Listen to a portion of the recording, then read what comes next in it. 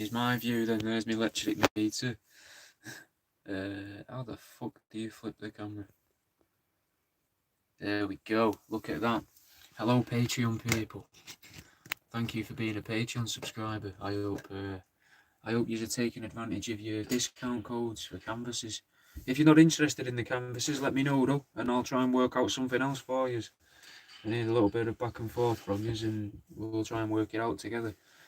Because I would like to start making these videos more widely accessible, because I think it might be better for promoting the show, in all honesty. So I need to think of something else I can give you guys. But we don't have to worry about that so much. You will always have access to them, and you get access to them before anyone else does. And I'll make sure you always get access to them before anyone else does. And I'm not saying I'm changing anything now. I'll let you know if I do change anything. That being said, the change that came into place a few weeks ago, which is I also go live on Arpan at the same time as I go live on here, which I haven't started yet because they're not getting this intro. I'm not wasting their time, guys. And then I leave that up for a week till I record the next show. Then I delete it off there, and it's gone forever. And you can only find it on Patreon then. And I'm hoping it'll help people find the show, grow the show. Obviously, yous can help grow the show, but I'm not going to ask yous to do anything more because yous fucking give me a couple of quid towards it. So thank you. I hope yous are good this week. It's all about robots and automatons. And we'll get into it because I've had a right mare and a cunt of a day, to be honest with you. I've been dead busy. I've been doing an exhibition where people have been coming to see me work. Haven't really enjoyed what they've seen because it's not really aimed at people that want to see dead rats. And then on the day where I'm busy doing the fucking fair, somebody comes, apparently, who is really into my stuff. And I know they're into my stuff because they've posted pictures of my stuff all over Facebook, in groups that I help admin. And it would have been nice to meet them in person and speak to them. Hopefully, they might come back so they can have another look at my gear and have a chat. I'm not sure, but we'll see. The thing I was doing on Sunday didn't go down all that well either. It was for people getting married. It was supposed to be aimed at people that wanted alternatives, alternative people. But I think it was more so wedding alternatives, not alternative weddings. And I think I just misunderstood it because nobody there wanted to buy handfuls of mouse testicles off me, really. No one even wanted a rat skin clacker. Nothing like that. People just wanted crystals, which is nice because I sell crystals, but it's always nicer when people want to buy something you've made, you know what I mean? And they weren't keen on it. People that were there weren't into weird. They wanted alternative, as in they didn't want a white dress, they wanted a different coloured dress, which is fair enough. I know fuck all about weddings, I misjudged it, can't win everything. But we're going to get on with the show and I'm going to start the Reddit stream. As I say, it's about robots and that. So fucking let me know what you think about it, eh? Leave a comment underneath and that. Always takes fucking ages for it to start. And it didn't actually take ages to start today. You're right, guys. Fucking, I'm the world around you. I normally make stuff out of rats and that, but now I've got a radio show on Threshold FM, which I then turned into a podcast. So I've started streaming it on here. So then I'll leave the video up for you for a week. If you enjoyed the video, you can find it on Patreon, patreon.com/worldaroundyou, which is the same as my username. But I'm not really expecting that from someone watching the first 10 seconds of this. I'm also streaming this for Patreon, so I probably won't be looking here. I'll probably be looking over there when I do look and speak to the listener. But I'll be recording it, as I say, it goes out on Threshold FM on a Wednesday. This week's all about robots and stuff I've learned about robots this week. So we're going to get into it. I've already tested the equipment. It should start. We're going to go with what we learned last week, which is what we learned last week was recording 5-10 minute bursts or something like that. And then it makes the show easier to edit, which is nice. Plus, if anything goes wrong, you've only got to re-record the past 8 or 9 minutes or whatever, which is fucking easier because last week, Patreon, we recorded the show. Yous can see that. Only you guys can see the show that actually got recorded last week because the file was that fucking corrupted and that many problems occurred. No one can ever see that. No one can ever hear that one. I've saved it, but it don't make any sense because it just cuts out for fucking like 3 seconds at a time every minute and a half. And then it jumps out for like fucking 4 minutes if it didn't tell me during the recording. Nothing happens to tell you that's happening. Fuck all. So then I had to then re-record it again, which took a while. But anyway, no one's even watching this on Reddit, so it's just us. But we'll get going here. Alright, guys.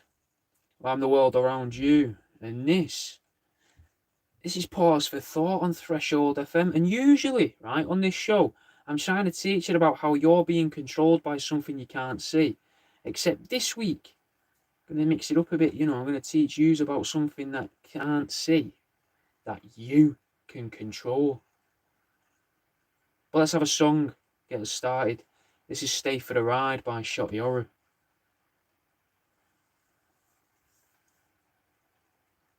So we have songs in the show as well, obviously, because it's a radio show.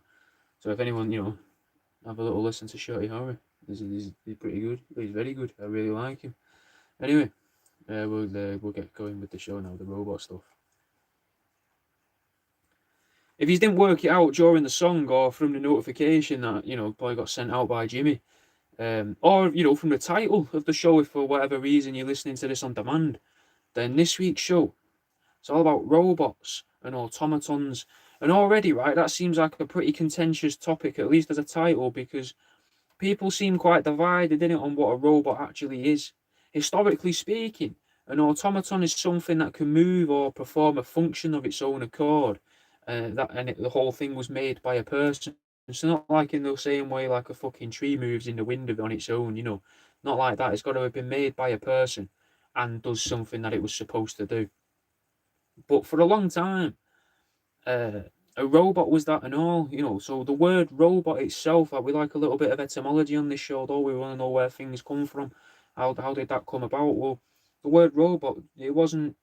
It's not that old. It was invented by a Slovakian guy, and he came up with it to help name the labourers in what I think was his brother's play. But I know it happened in 1921. But the more recent, oh wow, let me read ahead.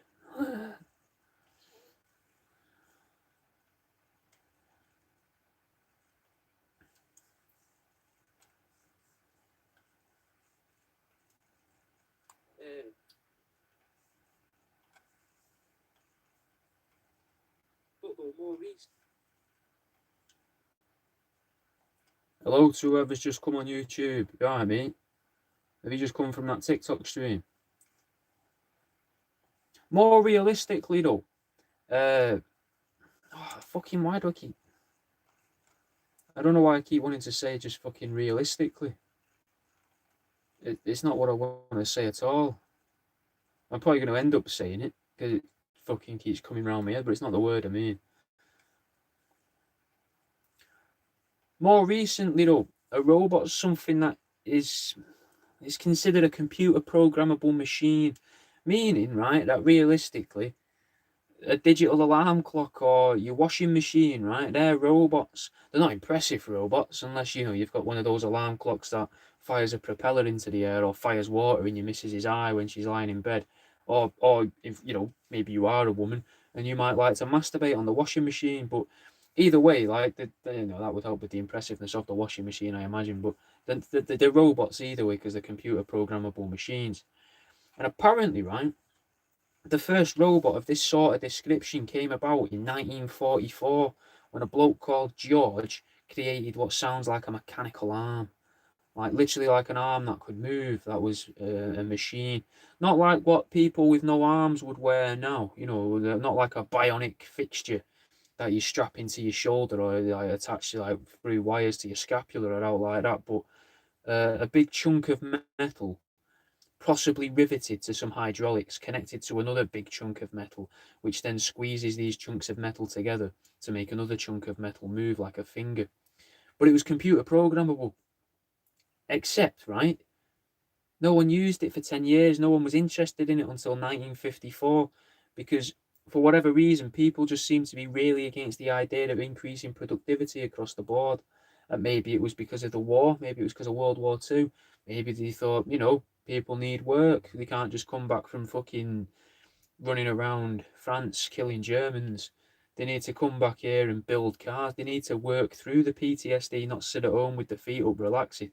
We've traumatized them. We can get them to fucking build computers now. We don't know what computers are, but we can at least build the boxes that we'll try and shove a computer into in about 20 years' time. But personally, though, I don't, I don't.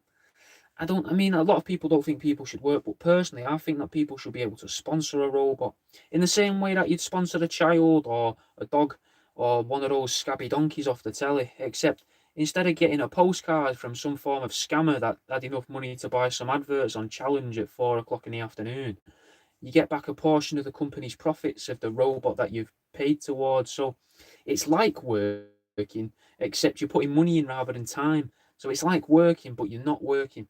You just become a type of investor, like a sleeping partner in it, but something more space age sounding. So like a cryo partner, like a cryo, uh, a cryothesicist.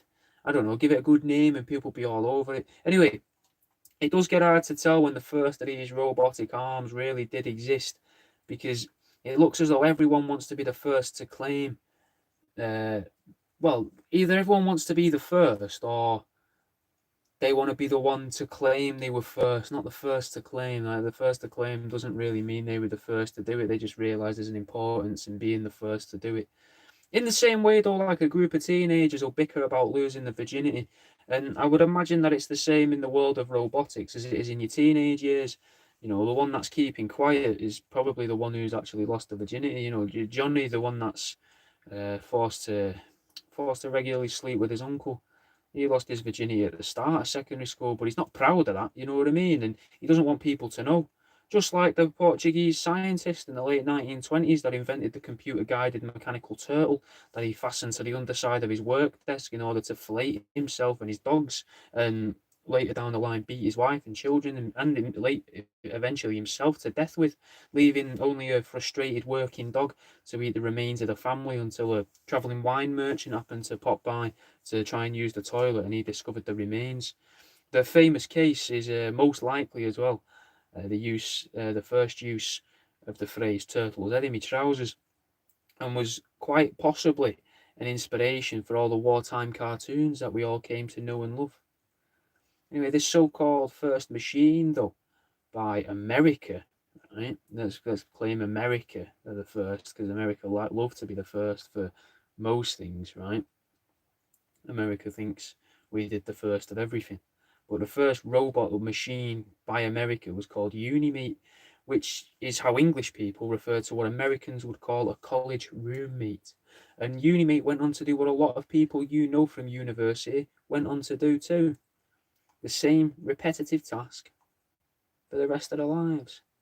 Now, some people say, right, that a mechanical arm was the first robot produced, right? And that too was used for production lines. But it's hard to be sure because it seems like a very, very competitive field. All these people fighting over robots just after World War One. Many suggest that that could be what World War One was actually fought for the control of the secret to build automatons or robots, or that World War Two was actually fought with these automatons, and these people refer to these tumultuous times as the robot wars. Now, amongst these fanatics, though, it seems that the general consensus was that the only robot war that mattered was the one that was frontlined by Craig Charles, and the later Robot Wars 2, couldn't really escape the shadow left by its former self, and that's why they just banged the 2 at the end of the name, rather than thinking up a decent name for it. But what are robots used for now, boys and girls? Now, I'd argue that they're used to observe us, to learn about us, in order to sell us things, to make us believe things, to change our opinions on things, to control all of us. But just how will all these robots, right? How will all these robots control us all? Personally, I think it's going to come down to necessities like gas, electricity, and water supplies, right?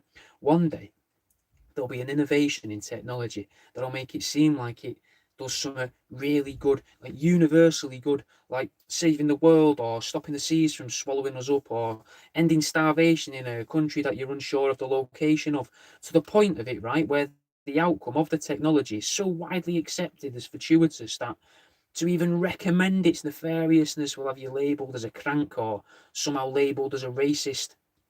They'll put these little devices into everyone's homes slowly at first, initially with more and more benefits for the people using them, alongside the world-saving features, that will become more widely known, and that'll be what's advertised more so. And now they might save you a bit of money here and there and make you buy into the idea, and then you start recommending them to your friends and family, then eventually they'll become law because they can save the world.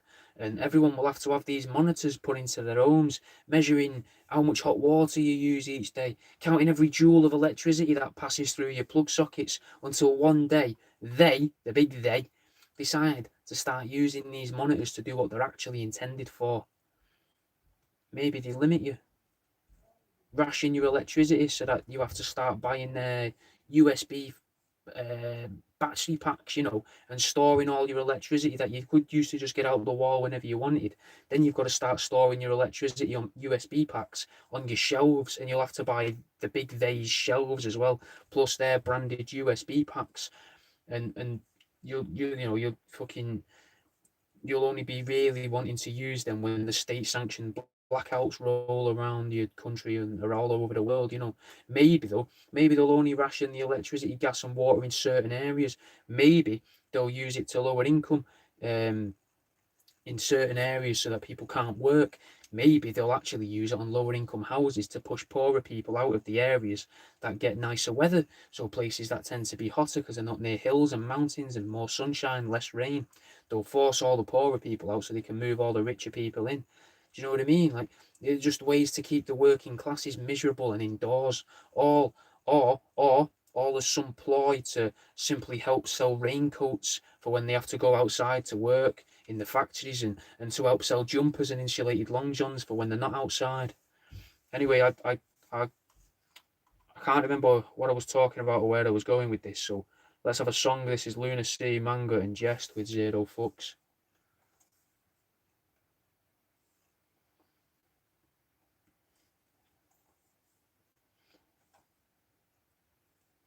Oh, now, if you're watching, right, if you're watching this is a nice part of the radio show now. This is called the Here's How. Very different to what we've been talking about. We talk about a topic, I talk about a topic on the show, and then we have the Here's How as well. The Here's How is 10 tips on how to change your life, right? And hopefully you're going to like this.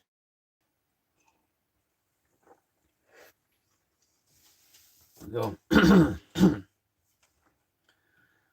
Well, let's have the Here's How.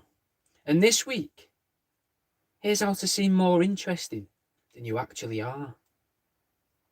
Whenever you're entertaining guests, have a door that's kind of ajar as they enter the hallway. It could be a cupboard door or an actual room. It doesn't really matter. What matters is how you have wallpaper on the far wall that looks like a wall with shelves that's in the distance and it looks kind of blurred. And when you walk past it, close it. And here's the important part, right? Lock that door. Every now and then, name drop people from your past as if they're a big deal. Each night before the paper bin is taken away, say it happens every Wednesday morning, so every Tuesday night, have a little small controlled fire in your garden. Every few months, order a pay-as-you-go SIM card and call the police on your own house. Neighbours will be chomping at the bits to know what's going on. Once a month, don your high-vis vest and oven gloves and walk around, strolling around your park. All the people in the park will think that they haven't been having an exciting day or as interesting a day as you've been having. And you may even start a trend. Park your car in town, then take a walk over to the multi-storey car park, run up the stairs, and then, on one side of the building, I've even pressed record. Let's do that one again. Park your car in.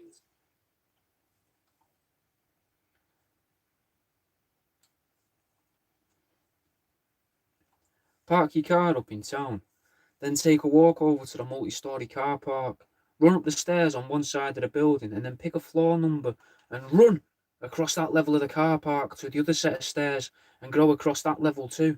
Repeat it throughout the day, and you'll have made lots of people think you really need to be somewhere. And, it's good practice, isn't it? Host regular talks at libraries up and down the country. Make up fake marketing materials and give the talk to anyone that will come. It doesn't need to be about anything in particular. Just ramble for an hour or however long your slot is, and then tell them that you'll be available for questions at the desk if anyone has any.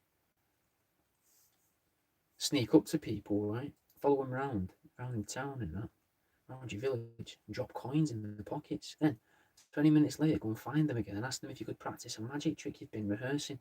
If they say, yeah, okay, then look them dead in the eye and tell them that you believe that they have a very particular coin in their pocket. Ask them to reach into their hand and show you the coin. And then say to yourself, they haven't gotten it wrong yet. You know what, maybe I should. And walk away. Leave your house at random times in the night, start the car, drive around the block, park up, and blow up a load of balloons in the back of your car. Fill up your bags for life with the balloons, and then, 10 minutes later, return home with bags of balloons. Your neighbours will think you've been out for a bit of midnight shopping and that you must be too busy in the day to be able to get it done. List lots of things for sale on Facebook Marketplace, but don't actually have any of the items. Still accept offers from people on there and tell them to come round to your house to pay in cash. Always make sure the items, though, are quite sizable so you wouldn't be able to bring them to the front door anyway. Then, when you've got them in your house, just close the door after making an excuse about having a kitten or something running round, and then just go and sit down in your living room. Wait and see what happens. When you get confronted, tell the prospective buyer that you don't actually have the thing that they're after. You just like it when people come into your house. Tell them that they're free to leave, though, that this isn't anything weird, and then just ignore them. They're bound to leave pretty quickly, but all the people involved are going to tell tales about you to everyone they know, and all of your neighbours are going to think that you're a pretty popular person, immediately making you seem more interesting. And that's the end of this week's Here's How.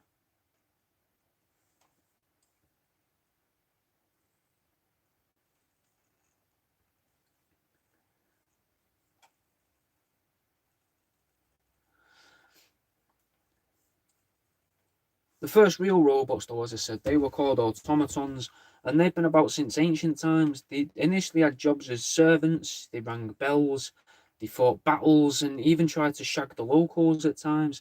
And I'm not really sure how I'm going to put these together for the show, but I'm not really sure where to start, because in all honesty, I'm not sure where the start would actually be, because I don't know what ancient times became before other ancient times, but it seems that there's always been controllable metal men clanging about, and they've been there for thousands of years, just different people taking ownership of them. It seems like entire wars were fought for control over them and all. A lot like Fallout New Vegas when they want the yes men.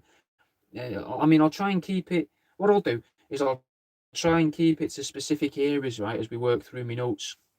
Now, not all of these automatons had anthropomorphic shapes, though they weren't all metal men. One ancient engineer managed to make an array of three-legged tables that could move around, which, personally, I think that's something that should be adopted into modern day life, innit? And it could be accepted by us pretty easily.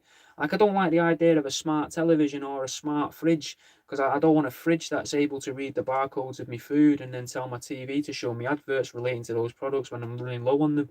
You know, I don't want it knowing, oh, he's bought this cheap cheese here, but we could probably make him spend 20p more on Cathedral City cheese. That's that. I don't want my telly doing that. But if you give me a smart table, right, and you pop it beside the couch so that, you know, at night time when I'm a little worse for wear and looking for the side table, sort of aimlessly aiming a drinks glass to it, the table just jumps up, takes a couple steps over, and raises itself to my glass. That'd be fucking sick, mate. Rather than having to reach around trying to find a table that you know is there somewhere, but you're just not overly sure where the edge is. Personally, right, I'd even take it a step further and make the tabletop out of those things that you measure floor tiles with. You know, when you've got to do a tricky cut in floor tiles or in piping, and you push those yellow sticks on a black handle into it, and it gives you the curve or whatever you need. Make some form of system of them in the tabletop and make them computer navigated so that when you're aiming the glass, right, and say you're aiming the glass over where your lighter is on your table next to your couch, right, a ripple effect occurs in the tabletop, right, and it snakes the lighter away so you can put the glass down exactly where you're aiming it, and you never miss. You never just end up dropping the glass on the floor or balancing it on the edge of a coaster on the edge of a table and fucking pouring it all over the carpet, and then you don't get fucking beaten up by your girlfriend anymore. Things like that, you know what I mean? Like, it just fucking improve people's lives, mate. And fucking free jack. But obviously, they didn't have this technology back then in ancient Greece, because a lot of their floors wouldn't have been tiles, they would have been marble, so they wouldn't have needed to invent them little plastic sticks for measuring the angles out yet. So it was a bit, I am a bit ahead of the time there, but it's possible in nowadays. And there was also this massive mechanical bull, a lot like the ones you see at failing pubs of a weekend, except this one could breathe fire and was made from bronze. And unlike the ones you see in pubs, the real ones actually had a second, very real mechanical bull next to them, not just an identical one. It was a separate one that was also identical. And bronze seems to be the in thing at the time as well for making mechanical creatures, because there was this bloke that was called Talos, Talos, like in Skyrim. And he defended Crete from something or other, and he was made entirely of bronze. So that I've got to wonder, like, if he was like a god figure back then, is that where we get why we call it the Bronze Age? It's got to be a possibility, you know. Now, moving over to ancient Egypt, they didn't really go fully mental with the automatons, and you'd think if anyone would, it would have been the ancient Egyptians, going off what we'd learned about them in the other weeks, with how they used to fucking the relationship they had with aliens and monsters and gods. And I guess to really have the time for making robots, which you'd think they would, but mostly they they just seem to use them to make maths seem more popular, which is fucking weird, mate. That's probably one of the weirdest uses for robots ever. Let's make church more appealing by filling it with what looks like more people. Except when you go, blessed be with you, blessed be with you, and shake hands with them, there's a good chance that a good percentage you could be sat next to one that's gonna fucking crush your knuckles. So it's just odd. They did, but it's something that's been repeated though. History repeats itself, mate. Football teams last year were using cardboard cutouts. Japanese teams were using sex dolls for their sports games. The ancient Egyptians would have automatons at the masses that would just move their heads in the crowd. What is weird though, what makes it weird though, is that they'd also make some of the deities out of metal and have them move and all. So that means there's always this weird, creepy possibility, right? That there were some metal men in church when no one else was there, constantly moving and praying, also worshipping metal gods that were there moving around when there was no priests knocking about. Because if they didn't have electricity, then realistically, there's no real way of turning them off and on. They must have just been constantly able to move these things around, make these things move constantly through, I don't know, some form of fucking counterbalancing technique or something, or maybe if you fucking have a pendulum of some description, it might be able to constantly make things move and keep things moving, or maybe the momentum from one machine turned the other, and you just had to come and crank it like every 3 days or something. I'm not sure. Moving on to the Buddhists, though, Buddhists had metal people, right? And they seem to reference them a lot in the things that I saw and read, which seems strange as well for Buddhists to be like that in it, because fucking Lisa Simpson always taught us that Buddhists don't want material possessions, and maybe that's why this very old religion of Buddhism, maybe it learned quite early on it's best to stay away from material goods because it had these metal men. Maybe they had an uprising of fucking platinum people, fucking gold geezers, bronze boys, or maybe all led by a certain silver somebody that waged war on the Buddhists. Now, it's something that I'm not very well read on, though, and we may cover it another time because it seems quite an interesting tale there.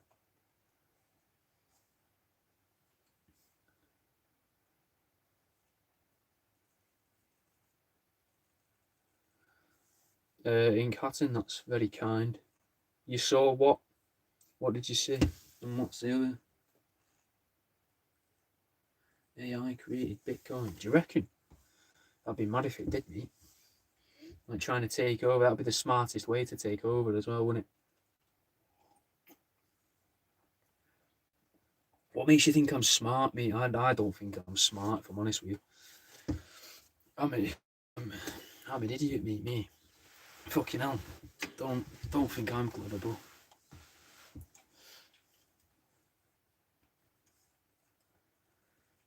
Now, I'm not sure how much of a move it is from Buddhists to China, if I'm honest, because I know Buddhists aren't restricted to one country. I think Buddhism is, I want to say, uh, Japan, maybe a bit of India, maybe around Asia. Definitely Asia, though, isn't it? But anyway, going to China, there's some interesting stories I found from China about robots. So, around 1,600 years ago, someone from China that was called Master Yan Shi, he cobbled together a feat of science, meat. Even by modern standards, right? It'd be considered fucking world changing. Astronomical, mate. Fucking massive, right? Not in the sense of fucking, in the sense of scale of how well he did, not like he made like a massive monster of metal. You know, he didn't make fucking the real Mecha Streisand out like that, like fucking 1600 years ago. Nothing like that. He just made something that was very, very clever. It was what appeared to be a fully autonomous metal man that looked exactly like a person as well. It could perform tricks like a person as well. Now, I'm unsure what the tricks would be, but it's 4 AD, so I can't. Well, 400 AD in it, so I can't imagine, it's things like fire breathing or anything too grand like escapism. Probably something more along the lines of like a simple card trick or hoop magic, making sausages disappear, ripping off its own thumb, taking noses off of children and finding coins behind a person's ear, maybe. Maybe a little bit of cold reading of a room at best, your average children's entertainer. Except this robot man wasn't taken to entertain children by it was taken to the king. I can't remember if the king was the right word. It feels like it should be emperor, but that feels wrong and all. Shogun, maybe was shogun strictly Japanese. Whatever. Let's call him the king. A king's a good term for it. It might be king. Fuck it, the king at the time or the area. And the robot performed these tricks with Master Yanshi beside it, right? And fucking did pretty well, mate. Fucking went down a storm, apparently. It won over the king, right, and managed to also catch the eye of a few of the local women. So the robot went over to the women, started flirting with them, mate, stroking the thighs, lightly pulling at the hair, going, "Is this real?" Pulling out a little cog and ball bearings just out of sight, of everyone else under the table, flirtatiously, gave one of them a smiley. And just as he was asking the smaller of the women if she thinks she's got the core strength to push a grapefruit back out of her arsehole, the king overheard and got a little bit funny, mate. The king immediately issued a death sentence to Metal Mickey, but Master Yan Shi had planned for this, and what he did was he fucking cut up the metallic molester, and that in itself should be a fucking children's TV show, The metallic molesters. The metallic molesters from Mars, mate. Anyway, he opened up his chest, right, and started to remove parts that on a person would be considered vital organs. And the king found this fascinating by all accounts and started to remove some of the pieces himself, possibly testing Mickey's theory that the smaller lady did have good core strength, seeing if she can indeed clutch and expel larger and larger robotic organs from the automaton from her own bumhole. But we're unsure of what order he tried to place the organs in a rectum, or if he even tried this at all. I can only speculate based on what I would do if I was a king. But the king did, however, confiscate the metal man, possibly to carry out experiments, but quite possibly to learn from the robot, because the king had never had the confidence to just approach women.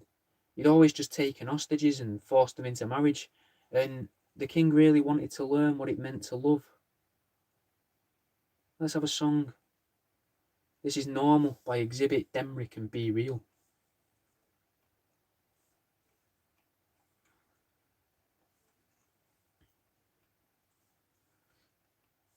India next, right? And India seems like it's got stories of robot armies and all.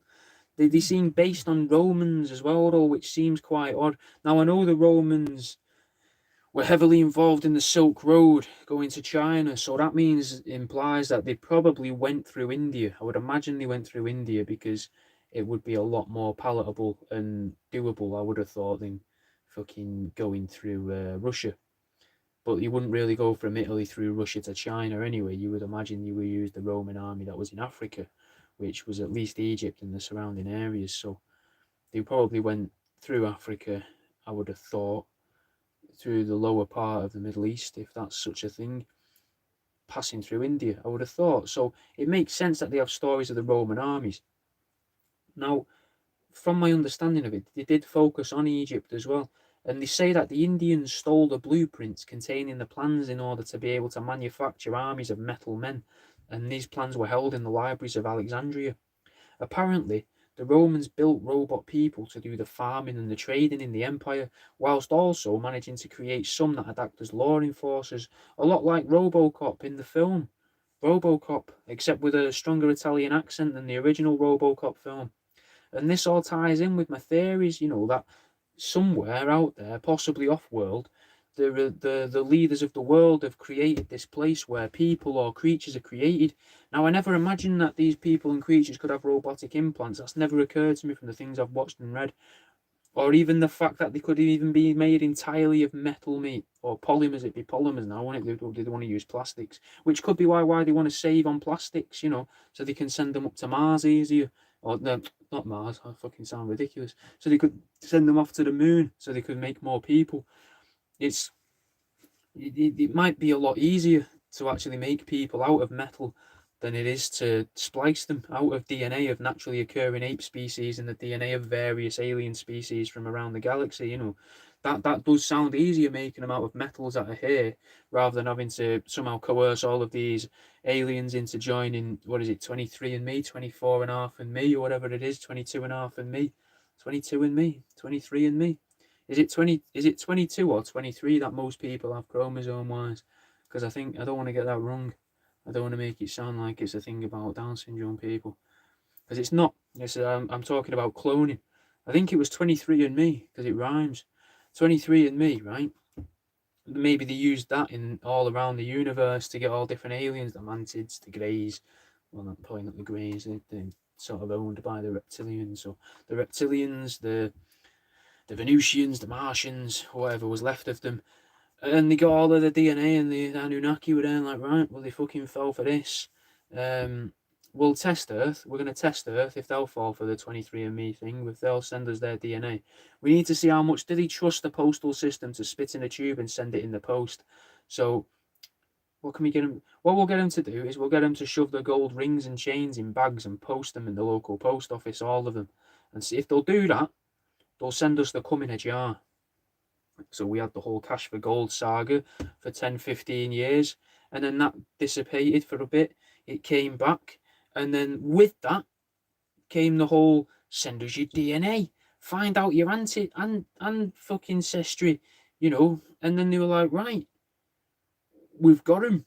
We can start, instead of splicing ape species, now we can splice humans with aliens.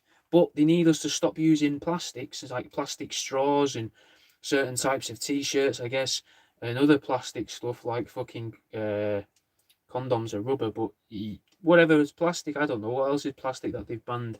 Fucking probably certain types of rope. It's like, right, you can't use that now. You can't have them. I buy some metal straws or something. I don't care what you do with the straws, or you can't have them anymore. We need the plastic now, because we need that plastic to be able to create these half human, half alien hybrids up in the. Because obviously there's no reason why this couldn't still take place within the confines of the moon. No reason at all. It'd be the best place probably for a factory to create people.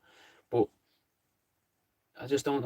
I'm struggling to see where the plastic could come into it. Maybe the plastic is how they make the fake skin to make us blend in. Maybe they thought, well, the problem here is everyone knows the metal people are the farmers, because you can see the metal people from miles away because the sun reflects off them. We could just send them all out at night time, but they make too much noise when they're clambering around and clanging over the fences and stuff and tapping, and you hear the reverberations of the fucking tools going through their arms, echoing up the fucking valley. If we cover them all in this weird plastic stuff, that's going to look like skin. How can we breed these ape creatures, right? Who can we mix them with to fucking get rid of all this fur? Because the fur's a bit weird. We don't want the fur; it could clog up the machinery. And they're like, well, we could mix them with the reptilians, and the reptilians are like, no chance, mate. We fucking rule the universe, mate. Are you mad, lad? Are you fucking mental? That's never going to happen, mate. Never. You're never mixing my DNA with them. But we've made these. These are called greys. And they're like clones. They're pretty much what you're asking for, except they're all grey. You want to make one of these, but mixing with a chimp. Buzzing, mate, yeah. They, to be honest, the reptilians probably found it funny and thought it was a good thing to do. Another way to torture the greys that they'd made. But anyway, we've really gotten fucking lost. Let's get back into the Indians. right? So the Indians, right, they seem to believe that the engineers who were making these automatons, they believed that they'd try to escape from Alexandria, and that if they did manage to escape from there, these automaton engineers, not autonomous engineers, but the people that would make the old-fashioned ancient robots, when they would escape from there, they'd be hunted down by metal marauders, or what was referred to as the time as bleeping bounty hunters. Now, the Romans, as we know, were big into censorship, so it's very hard to guess what expletive it is that they actually used. We just know it was referred to as the bleeping bounty hunters. Moving into Europe, though, where many of you may recognise as the area where the Romans were from, there was something called brazenheads, which seem to be fortune tellers, which is something that a lot of robots were used for back then.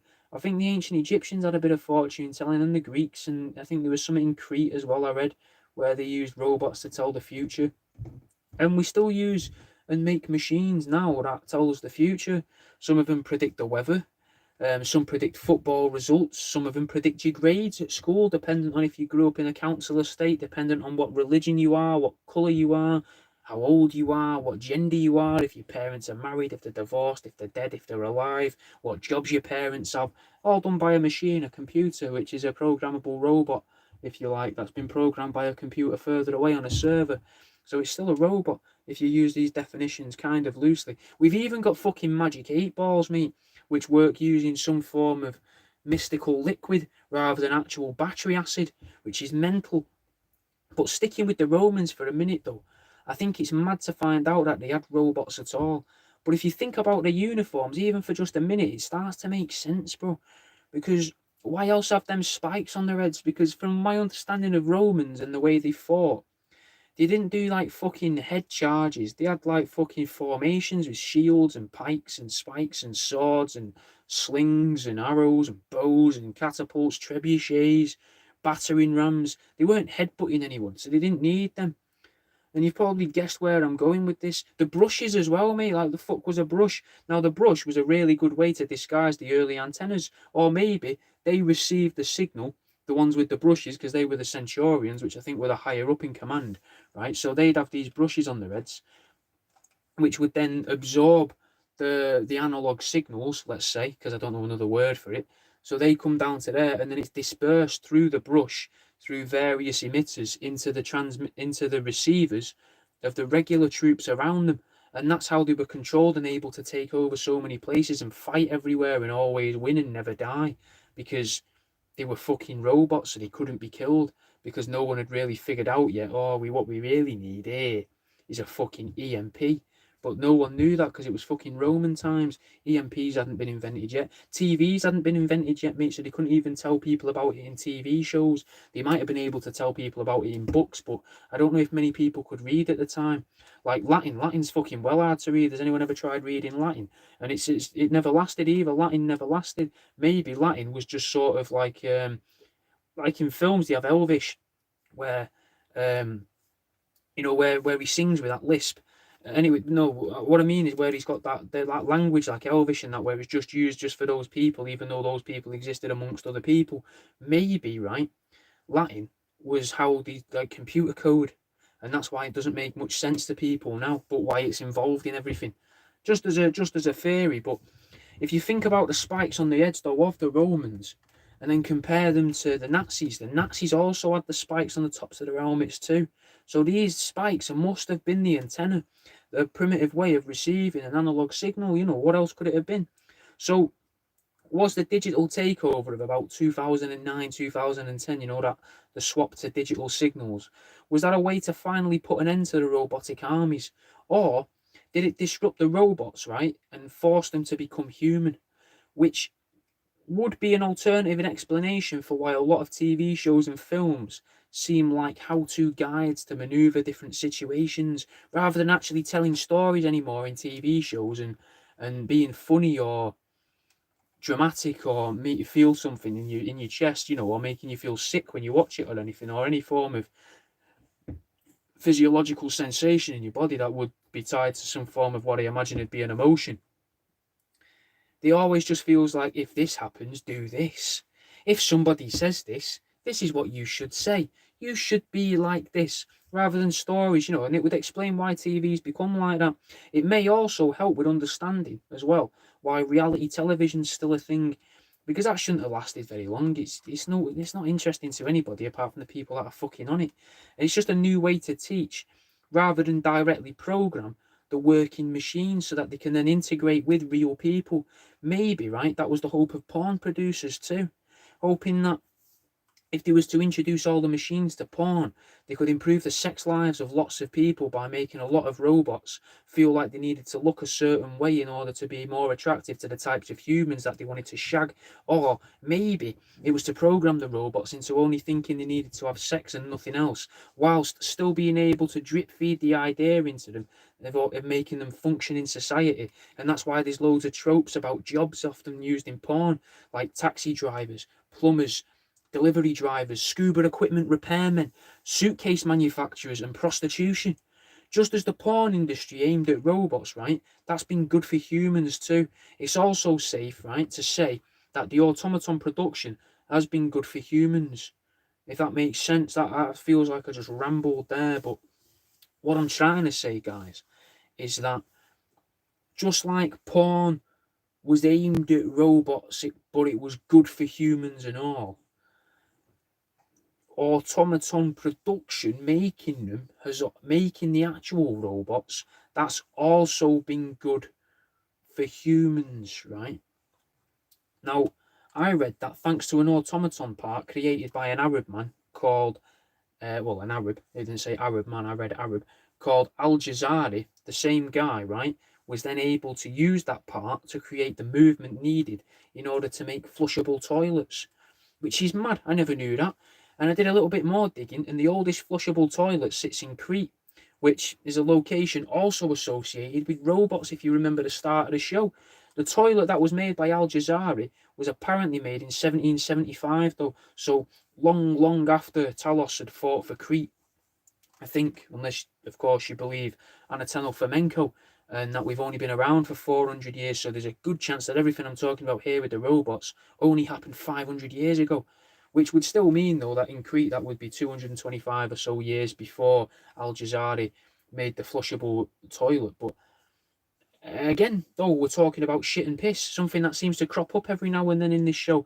And you could argue that Al Jazari, what he did here was manufacture a means of speeding up the delivery service to the underground dwellers that we've mentioned in the past. Now, let's have a song. And then what we're going to do is we're going to shoe on Leonardo da Vinci into being a possible Nazi construct. This is Honor Codes by the Four Owls.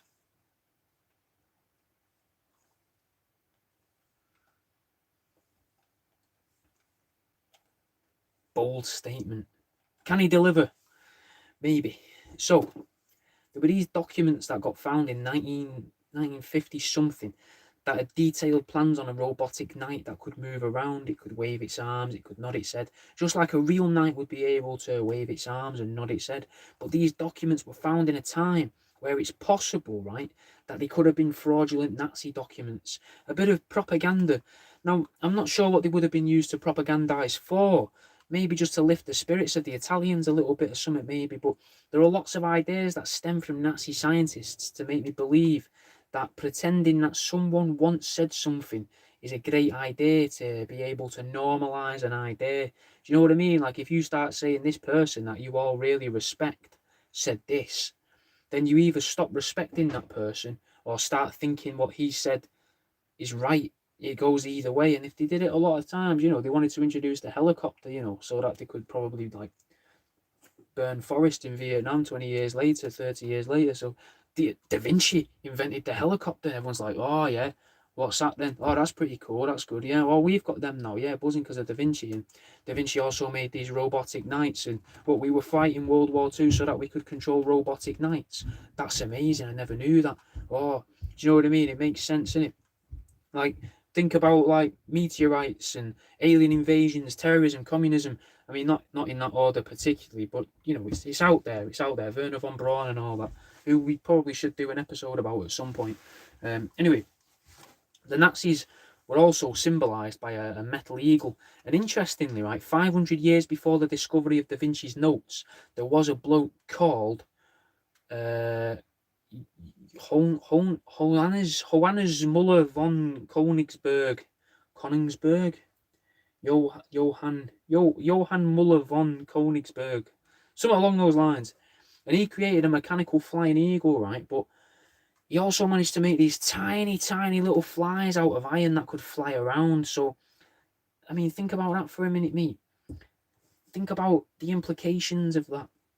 It means that flying technology could have advanced long before World War One, and realistically advanced enough for us to have taken to the stars hundreds of years ago, or to at least have sent out armies of robots to the galaxy to colonize other planets, whilst we're left here fucking scrambling around in plague, imperialism, and our own piss and shit, feeding it to the fucking lizard people that live in the sewers, who are trying to feed off of us and can't escape because they're fucking vampires, and there's a fucking thing put there by the Greys to stop them. But we're all being told, no, it's not the Greys, it's Xenu. And it's not though, is it? It's the Greys. But think about the implications, mate. I mean, less impressively, though, than the flying flies of metal, were these little wooden creations, little wooden beetles that could also fly around, quite possibly unaided as well. That's the impressive part. I mean, if it's just on a string and dangling down and someone's going, blowing um, the bugs around, and then that's not impressive. But if it is actually just fucking flying around, and still a chance that they could be somewhere today, just flying around really high up, maybe that's the things that you see when you stare at the sky and see all that movement, them white dots moving around loads in the sky. Maybe it's just tiny ones of them. Now, a famous bloke that we probably all know the name of but don't really know much about, Descartes, right? He had an automaton as well. Now, not to brag, right? But, I'm pretty sure I could make the one that he had. He had it made by some guy, but I could probably make it. I could probably bang it together in a day, mate, if I'm really honest with you. And that's with no knowledge of engineering, a very, very limited understanding of metalwork. Just give us a blurred photograph, piece of sheet metal and a hammer, and I reckon I could probably make it, because Descartes had an automaton made of his dead daughter, which, even me, a man that makes things out of dead rats' arseholes, I think that's a bit morbid, to have an automaton made of your dead daughter. Like, why not just have her embalmed and carry her around with you in a box if you want her around with you? Like, or have a bag of her clothes that you could smell, or you can look at the suitcase wherever you go on holiday and remember that she was once there and she's still kind of there with you in spirit. Why do you want an automaton of a fucking dead girl? Like, what really bothers me though is, why is it called an automaton? Because really, that's just a doll or an ornament. Because what I'm imagining is a well-crafted figure of a girl just with loose rivets, so that whenever you pick up the body, it just flops over your hands, like the fucking head just clangs off the back of it. The fucking ankles swing down and clang off the top of the head. If you pick it up just from the back, and you got to cradle it because it's like a fucking limp body. It's just fucking weird, mate. He thought so, therefore he was. Well, he wasn't fucking there for her though, was he? Maybe that's why he had it created though, out of guilt and that remorse. Let's have a song. This is Where You Been by DMX and Freeway.